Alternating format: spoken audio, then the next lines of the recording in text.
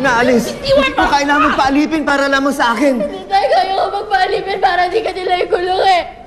Miss Kasipsiman, para awa niyo na, pumayag na po kayo. Sinong may sabi sa'yong susunod ako sa gusto mo? Sasan niyo na siya! Tatay, huwag niyo po kunin ang tatay ko! Tatay! Tatay! Tatay! Gusto niyo siya ang tatay ko! Para awa niyo na po!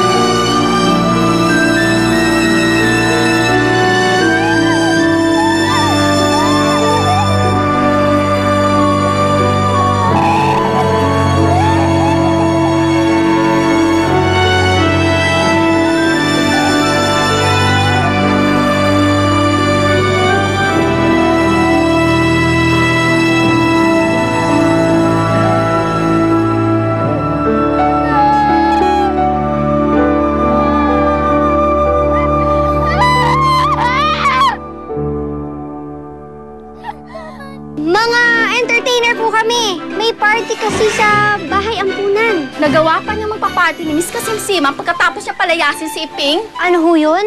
Miss Kasimsiman? Tumigil ka na sa kadadaktak yan. Nakakulong na ang tatay mo. Mabubulok na siya roon. Kawawa naman. Mukha pa namang mabait na bata itong si Alice. Kapangalan pa ng anak ko. Dadalawin ko lang po sa ni si Tatay Ipeng. At sino na naman nagsabi sa'yo na pwede kang lumabas ng ampunan? Alam ko na, si Don Saldi. Sa kanya lang tayo makakahingi ng tulong. Wala nang iba siya. Siya na ang namamahala sa San Marcelino Orphanage. Wala na tayong dapat aksayin pang panahon. Puntahan na natin ngayon din ang Miss Kasimsiman na yan. Natatakot ako na baka may malambot siyang ebidensya at i-report tayo kay Don Zaldi. Eh, ma'am, anong gagawin natin yan? Kailangang maunahan natin siya sa matanda.